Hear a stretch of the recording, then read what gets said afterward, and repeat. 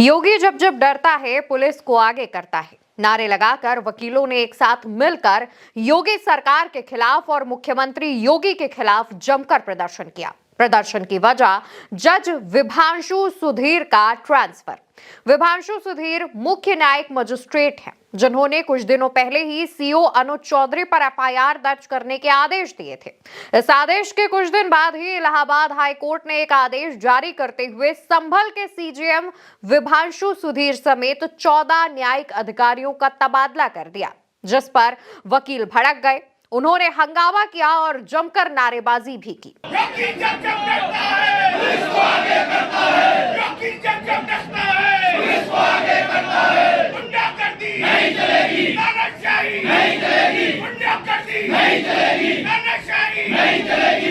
दरअसल प्रदर्शन की वजह यह भी है कि जज विभांशु सुधीर को न केवल संभल से हटाया गया है, बल्कि उन्हें सुल्तानपुर में सिविल जज सीनियर डिवीजन के पद पर भेजा गया है, जो कि उनका डिमोशन माना जा रहा है। वहीं तबादले की टाइमिंग ने कई सवाल खड़े कर दिए हैं, क्योंकि जज विभांशु सुधीर ने ट्रांसफर से कुछ दिन पहले ही संभल हिंसा के दौरान एक युवक की गोलीबारी के संबंध में सीओ अनुज चौधरी समेत 15 से 20 पुलिसकर्मियों के खिलाफ एफआईआर दर्ज करने के आदेश दिए थे। इस आदेश के बाद जिले में हलचल तेज हो गई थी और इसके कुछ दिन बाद ही जज का ट्रांसफर आदेश आ गया।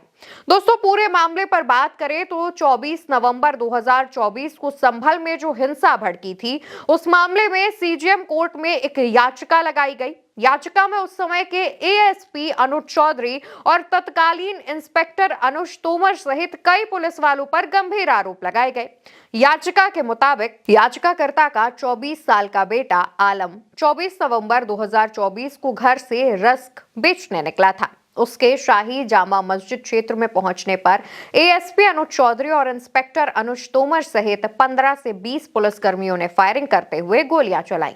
इस दौरान करीब 3 गोलियां बेटे आलम को लगी, जिससे वो गंभीर रूप से घायल हो गया। आरोप है कि ये फायरिंग बिना उकसावे के की गई और पुलिस ने हिंसा को दबाने के नाम पर निर्दोष युवक को निशाना बनाया। दोस्तों, याचिका में तत्कालीन सीओ संभल अनुज चौधरी और संभल कोतवाली के इंस्पेक्टर अनुज तोमर सहित कुल 12 पुलिसकर्मियों को नामजद आरोपी बनाया गया था। याचिकाकर्ता ने दावा किया कि पुलिस ने घटना के बाद कोई उचित जांच नहीं की। घायल युवक को अस्पताल पहुंचाने में भी लापरवाही बरती गई, जिसके बाद मामले पर सुनवाई हुई। पुलिसकर्मियों पर एफआईआर के आदेश दिए गए, लेकिन एसपी कृष्ण कुमार बिश्नोई ने साफ मना कर दिया था कि इस मामले में जुडिशियल इंक्वायरी पूरी हो चुकी है। संभल जिले के पुलिस अधीक्षक कृष्ण कुमार बिश्नोई ने अदालत के आदेश दिए जाने के बावजूद मुकदमा दर्ज नहीं किया और कहा था कि अदालत के आदेश को उच्च न्यायालय में चुनौती दी जाएगी। इसके खिलाफ अपील दायर की जाएगी, जिसके बाद अखिलेश यादव समेत तमाम विपक्षी दल भड़के थे। लेकिन इसके कुछ दिन बाद ही जज का ट्रांसफर कर दिया गया और अब उनकी जगह चंदौसी कोर्ट के सीनियर डिवीजन सिविल जज आदित्य सिंह को संभल का नया सीजेएम बनाया गया है। आदित्य सिंह का प्रमोशन किया गया है। सीनियर डिवीजन सिविल जज आदित्य सिंह वही जज हैं जिन्होंने संभल जिले में जामा मस्जिद के हरिहर मंदिर होने के दावे पर सुनवाई करते हुए एडवोकेट कमीशन सर्वे का आदेश दिया था, जिसके बाद ये पूरा बवाल खड़ा हुआ था। दोस्तों, कहा यह भी जा रहा है कि जज विभांशु सुधीर लगातार पुलिस के खिलाफ आदेश दे रहे थे। पहले 24 दिसंबर को संभल जिले में 2022 में हुए एनकाउंटर मामले में उन्होंने एक बड़ा फैसला सुनाया था। इस मामले में उन्होंने तत्कालीन इंस्पेक्टर पंकज लवानिया सहित 13 पुलिसकर्मियों पर एफआईआर दर्ज करने के आदेश दिए थे। उसके कुछ दिन बाद 23 जनवरी को सीजेएम ने संभल हिंसा मामले में एफआईआर दर्ज करने के आदेश दिए थे।